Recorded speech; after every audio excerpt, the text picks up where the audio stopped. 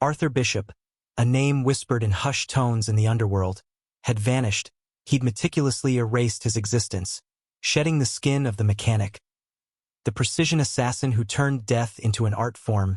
Now, he was just Arthur, a quiet man living a simple life. The relentless gears of his past, he hoped, had finally ground to a halt. He'd chosen a remote coastal village in Uruguay, a place where the rhythm of life was dictated by the ebb and flow of the ocean. His days were filled with the mundane, repairing fishing nets, bartering for fresh produce at the local market, and sharing stories, in broken Spanish, with the weathered fishermen who populated the docks. He'd even allowed himself a small luxury, a meticulously restored vintage Jaguar E-Type, a gleaming testament to his past life's meticulous planning and execution, now used for leisurely drives along the scenic coastal roads. His small, unassuming house, perched on a cliff overlooking the turbulent Atlantic, was a sanctuary. He had deliberately avoided any trappings of his former wealth, preferring the quiet anonymity of a modest existence. The walls were adorned with local art, depicting scenes of the sea and the vibrant culture of the region. The only hint of his former life was a well-worn set of tools, kept meticulously clean and organized, a muscle memory he couldn't quite shake. He had even found a semblance of peace with a woman named Isabella, a local artist who saw beyond the quiet exterior to the man beneath. She was drawn to his quiet strength, his gentle demeanor, and the sadness that lingered in his eyes. She knew nothing of his past, and he intended to keep it that way. Their evenings were spent sharing meals, listening to music, and watching the sun sink below the horizon. Painting the sky in a kaleidoscope of colors, he found solace in her presence, a sense of belonging he had never known before. He was building a new life, brick by painstaking brick, hoping to bury the ghosts of his past. One sweltering afternoon, as Arthur was working on his Jaguar, a black SUV screeched to a halt in front of his house, shattering the tranquility. Men in dark suits emerged, their faces grim and determined. They moved with a practiced efficiency, the kind that spoke of specialized training and a complete disregard for the law. Arthur knew, in that instant, that his past had finally caught up with him. The leader of the group, a man with a cold, calculating gaze, approached Arthur. "Arthur Bishop," he said, his voice devoid of emotion. "We have a proposition for you." Arthur remained silent, his eyes narrowed, assessing the threat. He knew that any attempt to run would be futile. They had found him, which meant they were thorough and resourceful. He also knew that this wasn't a request. It was an order. "We know who you are, what you've done," the man continued, his voice rising slightly. "And we know you're the only one who can do this job." Arthur finally spoke, his voice low and gravelly. "I'm retired." The man smirked. "Retirement is a luxury you can no longer afford. Lazarus is back." The name hit Arthur like a physical blow. Lazarus, a ghost from his past, a man he thought he had buried long ago. The resurfacing of Lazarus meant only one thing. A storm of violence and bloodshed was about to engulf his fragile new life. The shadows he had so desperately tried to escape were now reaching for him, pulling him back into the darkness. His peaceful existence was over. The mechanic was about to be reborn. The name Lazarus hung in the air, a toxic vapor that instantly poisoned the serenity Arthur had so carefully cultivated. It wasn't just the man himself, but everything he represented. Betrayal, chaos, and a darkness that Arthur thought he had purged from his soul. The smug satisfaction on the lead assassin's face confirmed Arthur's worst fears. This wasn't just a job offer. It was a carefully orchestrated dismantling of his new identity. "Who sent you?" Arthur asked, his voice dangerously calm. He knew the answer wouldn't be straightforward, that layers of deceit were likely already in play. "Let's just say, concerned parties," the man replied, his smile widening. "Parties who believe Lazarus needs to be permanently addressed." Arthur knew the game. "And why me? There are plenty of other mechanics out there. None with your unique skill set, and none with the intimate knowledge of Lazarus that you possess." The man paused, letting the weight of his words sink in. "Besides," he added, "there's a certain incentive, that a personal touch, if you will." He gestured towards Isabella's art studio, a small building adjacent to Arthur's house. "We know about your friend." The threat was clear. Isabella was now a pawn in this deadly game. Arthur's blood ran cold. He had tried to protect her, to shield her from the horrors of his past, but he had failed. His past had not only caught up to him, it was threatening to consume everything he held dear. "What does Lazarus want?" Arthur asked, his voice strained. "That's what we need you to find out. He's been operating in the shadows, building a new empire. We believe he's planning something big, something that could destabilize the entire region, and we need you to stop him." Arthur considered his options, or rather, the lack thereof. He could refuse, but that would put Isabella in immediate danger. He could try to fight, but he was outnumbered and outgunned. His only choice, it seemed, was to play along, to use his skills to protect the woman he loved and to bring Lazarus down once and for all. "I'll do it," he said, his voice devoid of emotion. "But on my terms." The man nodded, seemingly pleased. "Of course, we're not unreasonable. We just want Lazarus neutralized. And we believe you're the only one who can do it." He handed Arthur a file, containing what little information they had on Lazarus's current whereabouts and activities. "We'll be in touch." The men turned and walked back to the SUV, leaving Arthur standing alone in the fading light as the vehicle sped away. He glanced towards Isabella's studio, a wave of guilt washing over him. He had brought this danger to her doorstep. That he walked inside his house, his mind racing. He needed a plan, a strategy to deal with Lazarus and the organization backing him. He knew this wouldn't be a simple assassination. It would be a war, and he was about to be thrust back into the thick of it. Whether he liked it or not, he opened a hidden compartment in his workshop, revealing a cache of weapons and equipment, the tools of his former trade. The mechanic was back in business. His first act was to ensure Isabella's safety, getting her away from Uruguay before Lazarus made his move.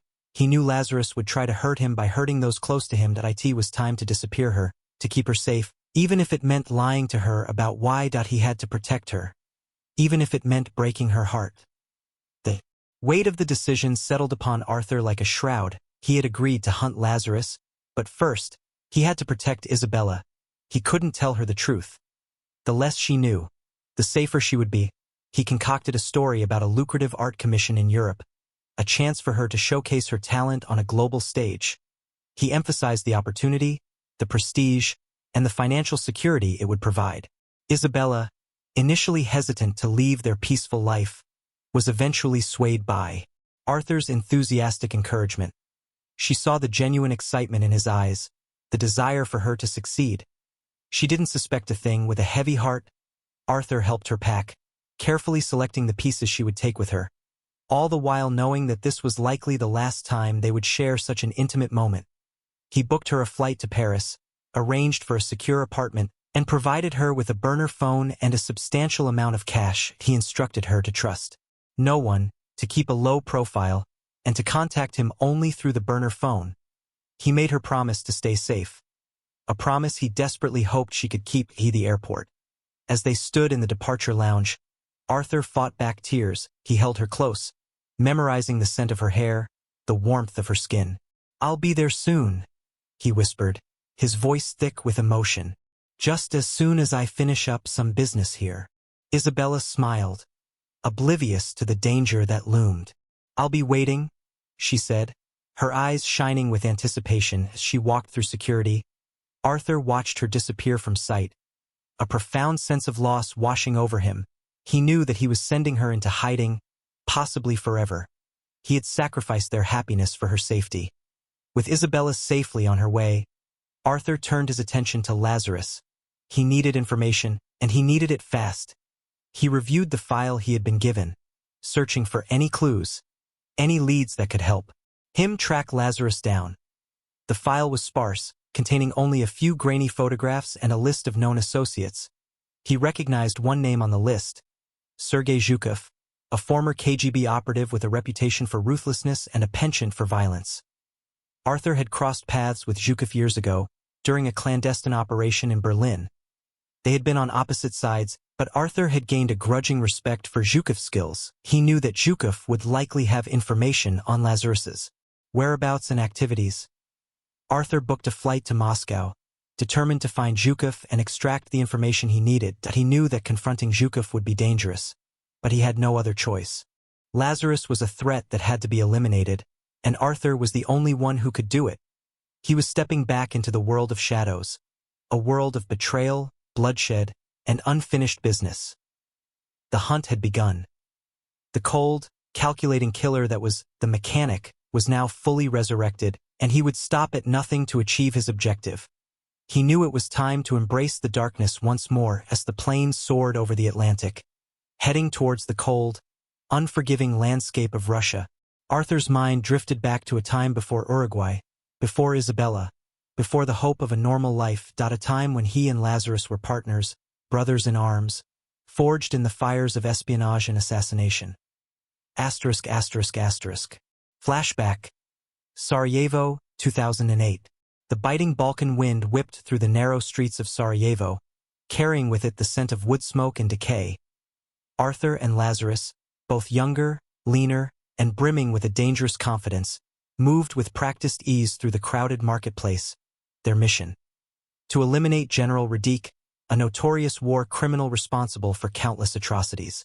"Remember the plan?" Arthur said, his voice low and steady, his eyes scanning the crowd. "Clean and efficient, no unnecessary risks." Lazarus, a charismatic and impulsive figure, grinned. "Where's the fun in that, Bishop? A little chaos keeps things interesting." Their differing approaches to their profession had always been a source of friction. Arthur preferred meticulous planning and flawless execution, minimizing collateral damage and leaving no trace. Lazarus, on the other hand, thrived on improvisation and spectacle, often leaving a trail of bodies and destruction in his wake. They reached their designated sniper position, a dilapidated apartment building overlooking the square where General Radic was scheduled to appear. Arthur set up his rifle, meticulously adjusting the scope and checking the wind conditions. Lazarus, restless and impatient, paced the room, fiddling with his knife as Radic's motorcade entered the square. Arthur took aim, but he squeezed the trigger, the rifle bucking against his shoulder. The bullet struck Radic in the head, killing him instantly. Chaos erupted, gunfire erupted from the motorcade's security detail, and the square descended into pandemonium. Arthur and Lazarus quickly packed up their equipment and prepared to exfiltrate. "Time to go," Arthur said, his voice urgent, but Lazarus hesitated, his eyes fixed on a young woman caught in the crossfire without warning. He charged into the square, shielding the woman from the bullets. "Lazarus, what are you doing?" Arthur shouted, his voice laced with panic. Lazarus managed to get the woman to safety, but he was caught in a hail of gunfire and he fell to the ground. Bleeding profusely, Arthur rushed to his side, dragging him behind a stack of crates. "You idiot," he said, his voice trembling. "You could have gotten yourself killed. Someone had to help her." Lazarus gasped, his face pale. "Couldn't just leave her there." As Arthur tended to his wounds, he realized that Lazarus was badly hurt. He knew that they couldn't stay there, that they had to get him to safety. "We need to move," Arthur said, his voice determined. "I'm not leaving you here." But Lazarus shook his head. "It's too late for me, Bishop. Just go. Get out of here." Arthur refused to abandon his partner. He hoisted Lazarus onto his shoulder and carried him through the chaotic streets. Dodging gunfire and evading capture, he managed to reach their extraction point, a remote warehouse on the outskirts of the city. But as they arrived, they were ambushed. A group of armed men, loyal to General Radic, were waiting for them. A fierce firefight ensued. Arthur fought valiantly, protecting Lazarus and trying to hold off the attackers. In the midst of the battle, Lazarus was shot again, this time in the chest. He collapsed to the ground, his eyes filled with pain. "Bishop," he whispered, his voice fading. "Finish it. Don't let them take me alive." Arthur hesitated, his heart breaking. He didn't want to kill his friend, but he knew that it was the only way to end his suffering and prevent him from falling into the hands of the enemy. With tears in his eyes, Arthur raised his gun and fired a single shot, ending Lazarus's life. ****. The memory faded as Arthur landed in Moscow, a chilling reminder of the bond they had once shared, and the circumstances of Lazarus's supposed death, a death that now appeared to be a lie. Moscow was a labyrinth of shadows, a city where secrets thrived and danger lurked around every corner. Arthur, blending seamlessly into the bustling crowds, made his way to a seedy nightclub on the outskirts of the city, a known haunt of Sergei Zhukov. The club, Red Fury, was a sensory assault, a cacophony of pounding music, flashing lights, and the pungent aroma of cheap vodka and desperation. Arthur navigated through the throng of dancers and shady characters. His eyes scanning the room for Zhukov, he found him in a dimly lit VIP section, surrounded by heavily armed bodyguards and scantily clad women. Zhukov, older and more weathered than Arthur remembered, was nursing a glass of vodka.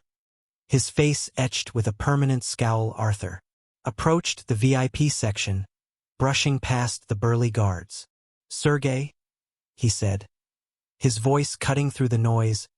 Zhukov looked up, his eyes narrowing in recognition.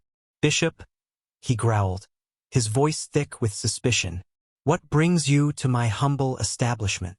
"I need information," Arthur said, his gaze unwavering. "About Lazarus." Zhukov's eyes widened slightly. "Lazarus? He's dead. I saw the reports."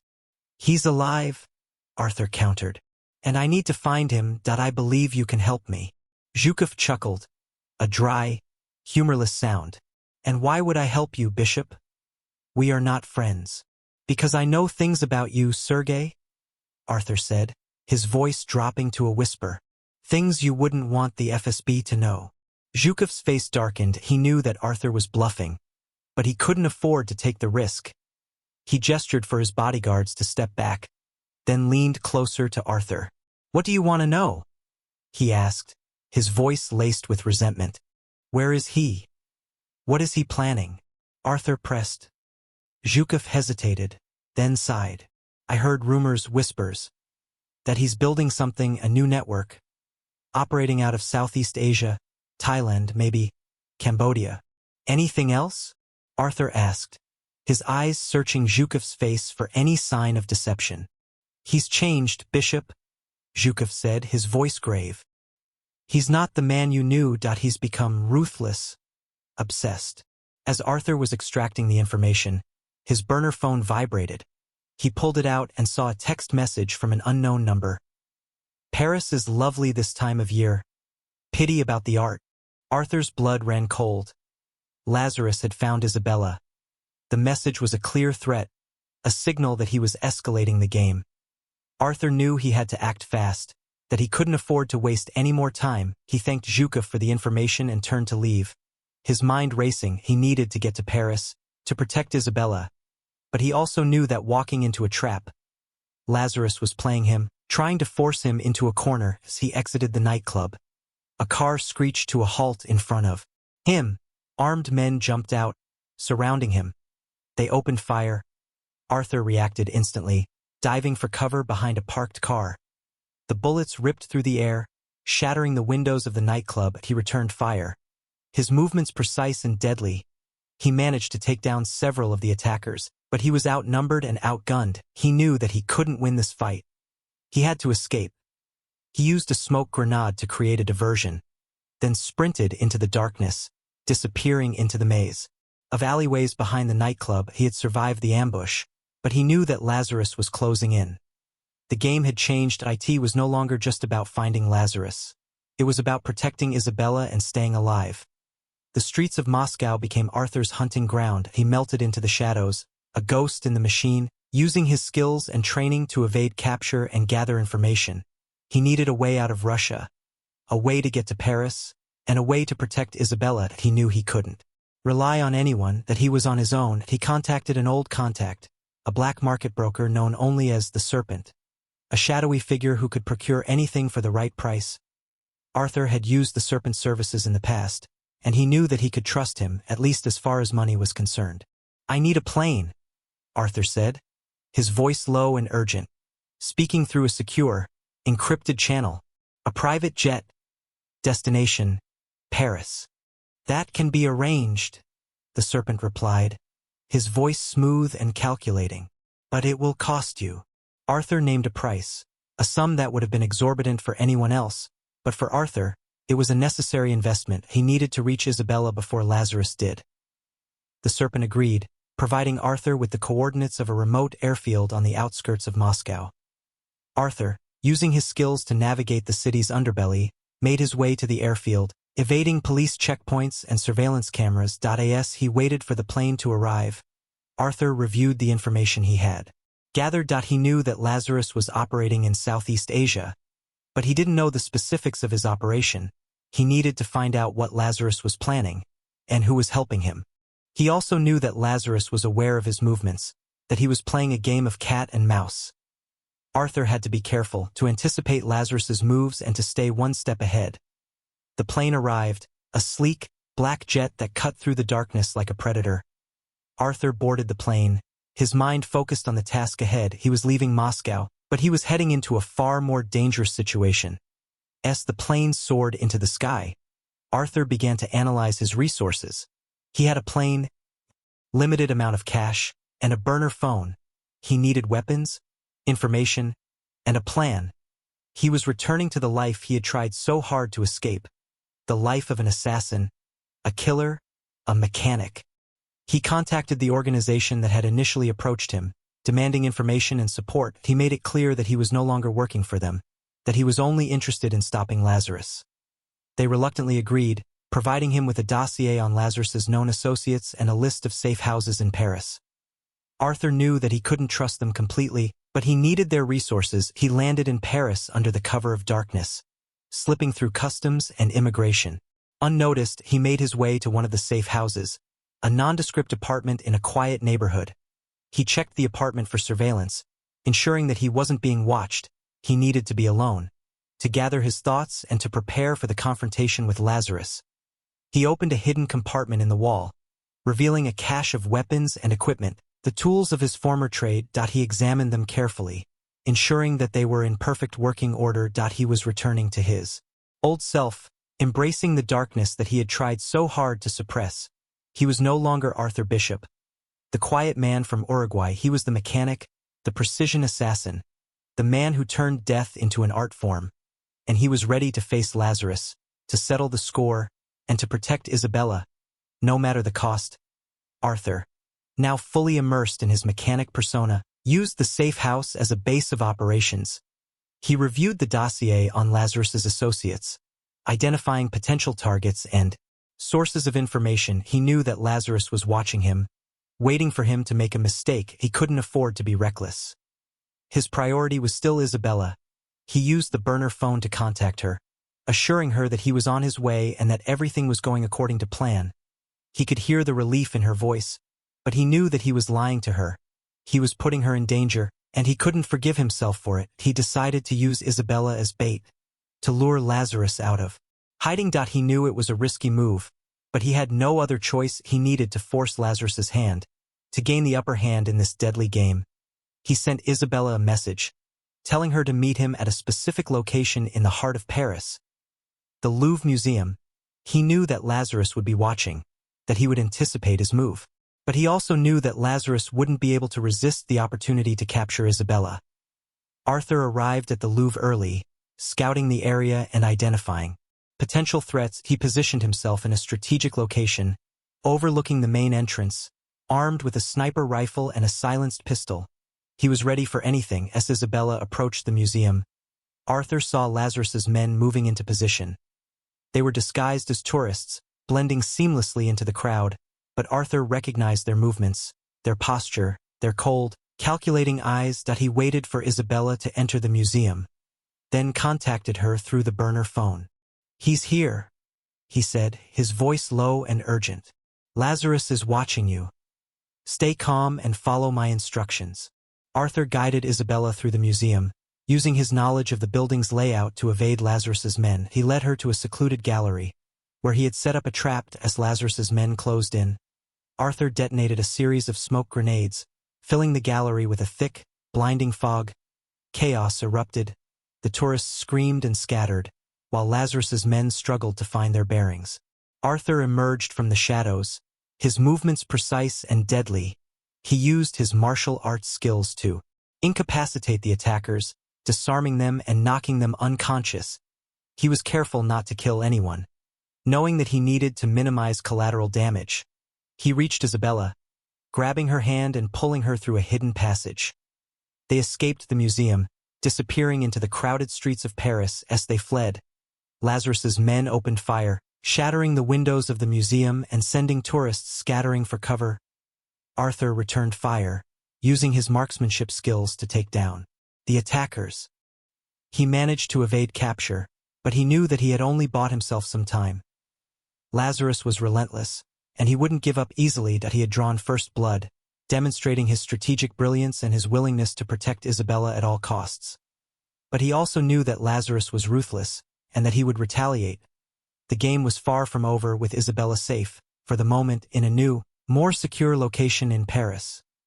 A location he kept secret even from the organization that had contacted him. Arthur turned his attention back to Lazarus. He knew that staying in one place would make him an easy target. He had to keep moving, to stay one step ahead of Lazarus's reach. Zhukov's information pointed towards Southeast Asia, specifically Thailand and Cambodia.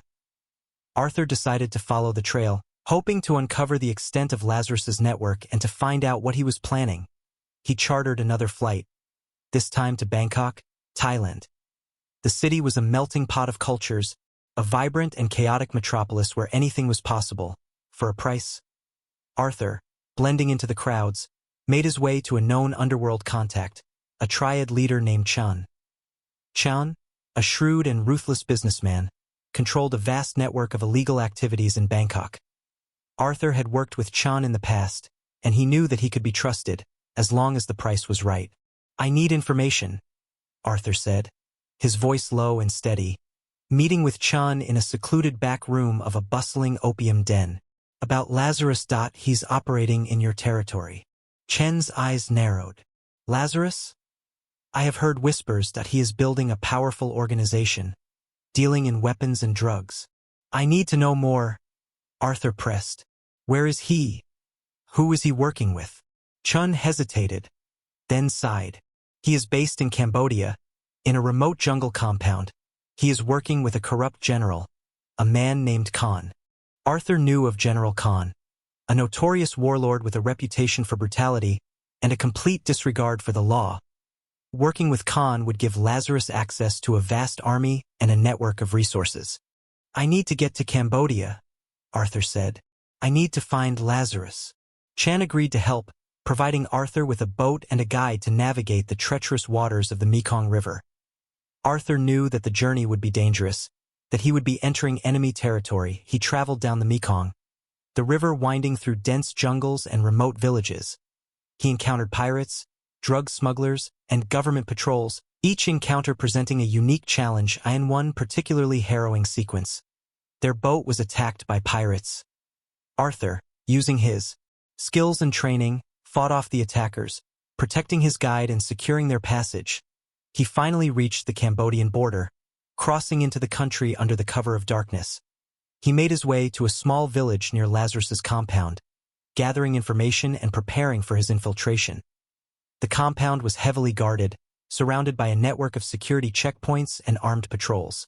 Arthur knew that getting inside would be difficult, but he had a plan. He used his skills to infiltrate the compound, blending into the ranks of Khan soldiers. He gathered information, mapping out the layout of the compound and identifying Lazarus's location. He discovered that Lazarus was planning a major operation, a large-scale weapons deal that would solidify his power and establish his dominance in the region. Arthur knew that he had to stop him, to prevent Lazarus from unleashing his reign of terror. That he prepared for a confrontation, knowing that it would be a battle to the death. He was ready to face Lazarus, to settle the score, and to end his reign of terror, once and for all. Infiltrating Lazarus's compound proved more difficult than Arthur anticipated. General Khan's security was tighter than he expected, and the compound was a maze of armed guards, surveillance cameras, and booby traps. He needed an inside man, someone who knew the compound's layout and the security protocols. As he observed the compound, blending in with the local workers, he noticed a young woman, a servant girl who seemed to move with a quiet confidence and an unusual awareness. He observed her for several days, noticing her subtle interactions with the guards, her knowledge of the compound's routines, and her access to restricted areas. He decided to approach her, knowing that it was a risk, but also knowing that she could be the key to unlocking Lazarus's secrets. He waited for her to leave the compound, then intercepted her on a deserted road. "I need your help," Arthur said, his voice low and urgent. startling her. "My name is Arthur. I'm here to stop Lazarus." The woman, whose name was Saria, was initially hesitant, but Arthur's sincerity and his knowledge of Lazarus's activities convinced her that he was telling the truth. She had her own reasons for wanting to see Lazarus brought down. "Lazarus is a monster," Saria said, her voice trembling with anger. "He has brought nothing but death and destruction to my village. I want to help you." Saria revealed that she was not just a servant girl, but a member of the Khmer resistance, a group of rebels fighting against General Khan's corrupt regime. She had infiltrated the compound to gather information and to sabotage Lazarus's operation. She agreed to help Arthur, providing him with a map of the compound, the locations of the security checkpoints, and the access codes to the surveillance system. She also revealed that Lazarus was planning to transport the weapons out of the country in a few days using a fleet of trucks disguised as civilian vehicles. Arthur and Saria formed an uneasy alliance, each with their own agenda. Arthur wanted to stop Lazarus, while Saria wanted to liberate her people from Khan's oppression. They knew that they couldn't trust each other completely, but they also knew that they needed each other to succeed. Saria used her access to the compound to disable the surveillance system and to create a diversion, allowing Arthur to move freely through the compound. She also provided him with a disguise, allowing him to blend in with Khan's soldiers as Arthur moved deeper into the compound. He discovered the extent of Lazarus's operation. He found warehouses filled with weapons, drugs, and cash. He also found evidence of Lazarus's ruthlessness, including torture chambers and mass graves. He realized that Lazarus had become a true monster, a man who had lost all sense of humanity. He knew that he had to stop him, not just for Isabella's sake, but for the sake of the countless victims who had suffered under Lazarus's reign of terror. With Saria's help, Arthur prepared for his final confrontation with Lazarus. He set up a series of traps, disabling the compound's defenses and positioning himself for a decisive attack. He was ready to face Lazarus, to settle the score, and to end his reign of terror once and for all. But he also knew that Saria had her own plans that could complicate his mission and put them both in danger. He would have to watch her closely, to ensure that her agenda didn't compromise his own. As Arthur prepared his final assault on Lazarus, Saria revealed her true intentions. She wasn't just interested in stopping Lazarus. She wanted to use the weapons deal to arm the Khmer resistance and launch a full-scale rebellion against General Khan. She planned to betray Arthur, stealing the weapons after he had eliminated Lazarus. Arthur, anticipating her double-cross, had taken precautions. He had disabled the trucks that Saria planned to use, replacing the weapons with explosives. He intended to use the chaos of the explosion to escape the compound and disappear. But as he prepared to confront Lazarus, he stumbled upon a hidden room, a secret laboratory where Lazarus was conducting experiments. He found documents detailing Lazarus's resurrection, revealing that he hadn't died in Sarajevo, but had been rescued and rebuilt by a shadowy organization known as the Syndicate. The Syndicate was a global network of powerful individuals, former intelligence operatives, corrupt politicians, and wealthy industrialists. They had the resources and the influence to manipulate world events, to control governments, and to wage wars. They had resurrected Lazarus, transforming him into a weapon, a tool to be used for their own nefarious purposes. Arthur realized that he had been played, that he was just a pawn in a much larger game. The organization that had contacted him, the organization that had threatened Isabella, was also a part of the Syndicate. They had wanted him to eliminate Lazarus, not because he was a threat, but because he had become too powerful, too independent. They had planned to use Arthur to eliminate Lazarus, then eliminate Arthur, consolidating their power and eliminating any potential threats. He had been a fool to trust them, to believe that he could control the situation. He confronted Saria, revealing his discovery and exposing her betrayal. She was shocked, realizing that she had also been manipulated by the Syndicate. They had promised her support for the Khmer resistance, but they had only been using her to further their own agenda.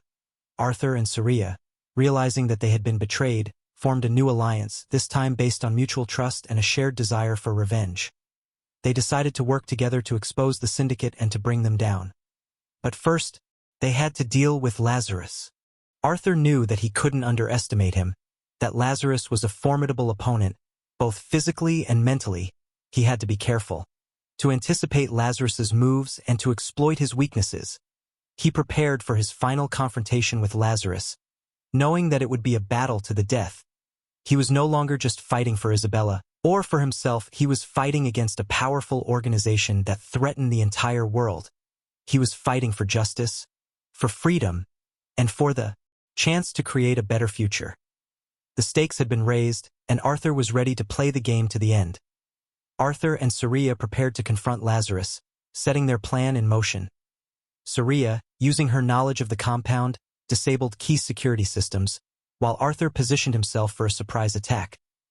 They believed they had the element of surprise, that Lazarus was unaware of their alliance and their plan to expose the syndicate.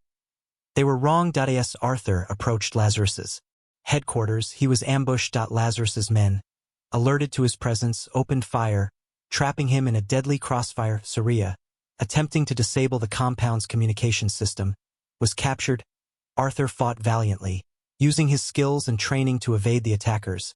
But he was outnumbered and outgunned. He realized that Lazarus had anticipated his every move, that he had been playing him all along. He managed to escape the ambush, but he was badly wounded and his plan had been shattered. He had lost the element of surprise, and Saria had been captured.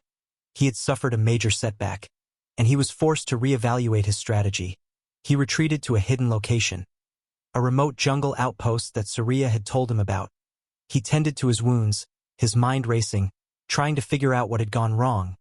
He realized that Lazarus had a mole inside the Khmer resistance, someone who had been feeding him information about their plans. He also realized that he had underestimated Lazarus, that he was a more formidable opponent than he had imagined. Lazarus was not just a skilled assassin. He was a master strategist, a cunning manipulator, and a ruthless killer. He contacted Isabella, using a secure satellite phone, assuring her that he was still alive and that he was doing everything he could to protect her. He could hear the fear in her voice, the desperation in her pleas for him to come home. He knew that he was putting her in danger, but he couldn't abandon his mission. He resolved to rescue Saria and to expose the syndicate. No matter the cost, he knew that he was facing impossible odds, but he refused to give up. He was the mechanic, and he would find a way to overcome any obstacle, to outsmart any enemy. He decided to use himself as bait, to lure Lazarus into a trap. He sent a message to Lazarus, offering to surrender in exchange for Saria's release. He knew that it was a risky move, but he had no other choice. Lazarus agreed to the exchange, setting a meeting point in a remote village near the Cambodian border. Arthur knew that it was a trap, that Lazarus had no intention of honoring the agreement. But he was willing to risk everything to save Saria and to bring Lazarus to justice. He prepared for the meeting, knowing that it would be a battle to the death. He gathered his weapons and equipment, sharpening his skills and honing his instincts. He was ready to face Lazarus, to settle the score, and to end his reign of terror, once and for all. But he also knew that this could be his last stand, that he might not survive the confrontation. He had to be prepared to make the ultimate sacrifice, to give his life to protect those he loved and to bring down the syndicate. Knowing the exchange was a trap, Arthur meticulously planned his next move. He couldn't simply walk into the village and hope for the best. He needed information, leverage. He needed to understand Lazarus's plan and motivations, not just to save Saria, but to take down the syndicate. Instead of heading directly to the village, Arthur tracked down General Khan, Lazarus's key ally in Cambodia. He knew Khan was greedy and corrupt, and that he might be willing to betray Lazarus for the right price.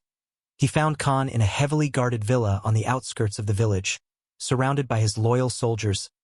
Arthur, using his skills to infiltrate the villa, managed to capture Khan without raising an alarm. But he took Khan to a secluded location, a remote jungle hideout that Saria had shown him. He tied him to a chair, his face bruised and bloodied, his eyes filled with fear.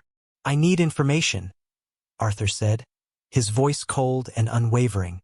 "About Lazarus. About the syndicate." Khan initially refused to cooperate, but Arthur's methods were persuasive. He used his knowledge of pressure points and interrogation techniques to break Khan's resistance. Khan revealed that Lazarus was planning to use the weapons deal to destabilize the region, triggering a civil war that would benefit the syndicate. They wanted to control the flow of resources, to exploit the chaos and to profit from the suffering of the people. He also revealed that Lazarus was obsessed with power, driven by a desire to prove himself to the syndicate and to surpass Arthur as the ultimate assassin. He had always resented Arthur, seeing him as a rival, a threat to his own ambitions. Khan also revealed the location of a secret communication hub, a hidden facility where Lazarus was in contact with the syndicate. He provided Arthur with the access codes and the coordinates of the facility. Arthur, satisfied with the information, decided to leave Khan to his fate. He knew that Khan was a monster, responsible for countless atrocities. He had no sympathy for him. He left Khan tied to the chair. Knowing that he would soon be found by his soldiers, he didn't care what happened. To him, he had gotten what he needed. He headed towards the secret communication hub. Knowing that it held the key to exposing the syndicate, he planned to infiltrate the facility, to gather evidence of their crimes, and to broadcast it to the world. He arrived at the facility, a heavily guarded complex hidden deep in the jungle. He used the access codes that Khan had provided to disable the security systems and to infiltrate the compound. He found the communication hub, a room filled with sophisticated equipment and guarded by heavily armed soldiers. He engaged the soldiers in a fierce firefight. Using his skills and training to take them down, he reached the communication hub. Accessing the main computer and downloading the data he needed, he found evidence of the syndicate's crimes, detailing their involvement in wars, assassinations, and economic sabotage. He prepared to broadcast the data to the world, exposing their crimes to the public. But as he was about to press the button, Lazarus appeared, blocking his path. "It's over, Arthur," Lazarus said, his voice cold and menacing. "You can't stop us." The air crackled with tension as Arthur and Lazarus faced each other, their history, their betrayals, and their shared profession hanging heavy between them. The fate of Syria, the exposure of the syndicate, and their own lives hung in the balance. "It didn't have to be this way, Arthur," Lazarus said, his voice filled with a mixture of regret and defiance. "We could have ruled the world together." "You chose your path, Lazarus," Arthur replied, his voice cold and unwavering. "You betrayed everything we stood for." "Sentimentality is a weakness, Arthur," Lazarus countered. "You always were too soft. That's why you failed." "I didn't fail, Lazarus," Arthur said. "I chose to walk away." "You let power corrupt you." Their words were just a prelude to the inevitable violence. They both knew that only one of them would walk out of the communication hub alive. Lazarus lunged at Arthur, his movements swift and deadly. He was a skilled fighter, enhanced by the syndicate's technology. But Arthur was prepared. He had studied Lazarus's fighting style, analyzing his strengths and weaknesses. They engaged in a brutal hand-to-hand combat, their movements a blur of punches, kicks, and blocks. The room shook with the force of their blows, the air filled with the sounds of grunts and groans. Arthur used his knowledge of Lazarus's weaknesses to gain the upper hand. He targeted his pressure points, exploiting his vulnerabilities and forcing him to retreat. Lazarus, enraged, pulled out a knife, lunging at Arthur with a frenzy. Arthur dodged the attack, disarming Lazarus and seizing the knife. He held the knife to Lazarus's throat, his eyes filled with determination. "It's over, Lazarus," he said, his voice trembling with emotion. "Tell me how to stop the syndicate." Lazarus laughed, a hollow, desperate sound. "You can't stop them, Arthur," he said. "They're too powerful. They're everywhere." "Tell me," Arthur demanded, pressing the knife closer to Lazarus's throat. Lazarus hesitated, then sighed. "There's a meeting," he said, his voice barely a whisper. "A gathering of the syndicate's leaders. It's in Switzerland, at a private resort in the Alps." He provided Arthur with the coordinates of the resort and the date of the meeting. He also revealed the names of the key figures in the syndicate, the men and women who were pulling the strings.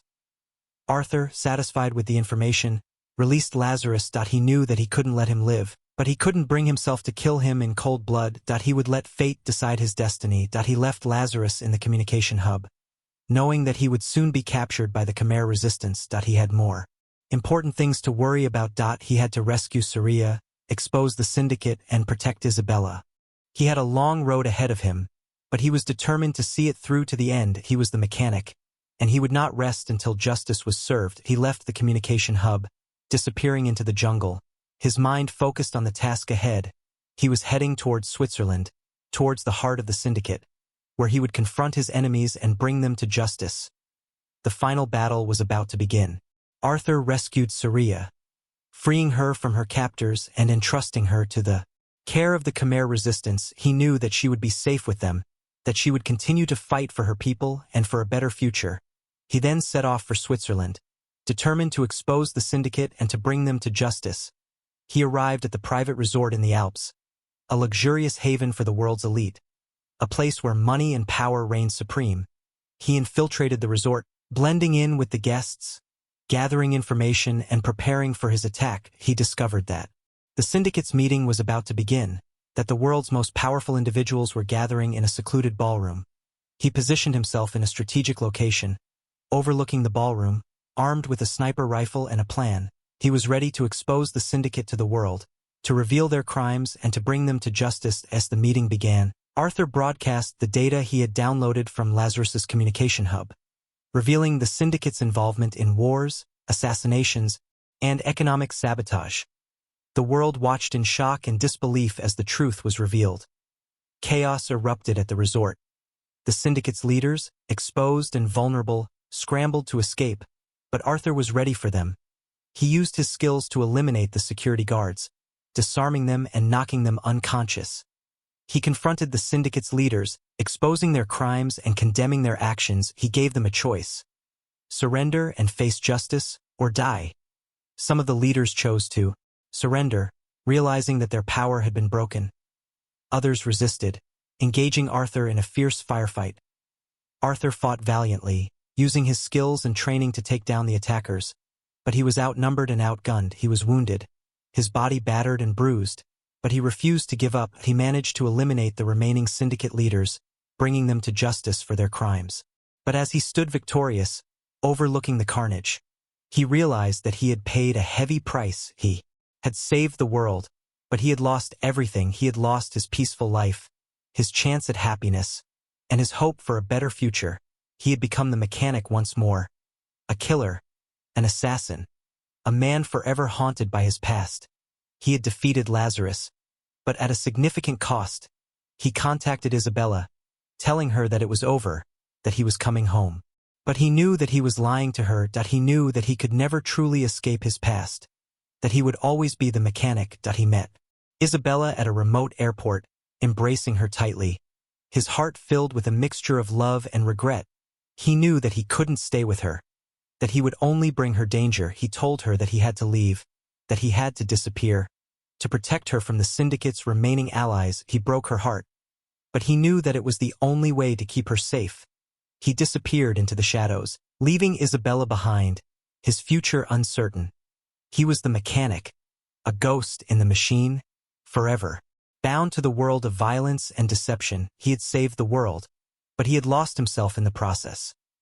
The ending is left ambiguous, hinting at the possibility that Arthur might find peace someday, but also acknowledging the reality that he can never truly escape his past. He is forever the mechanic, a man walking a tightrope between darkness and redemption, his fate forever uncertain.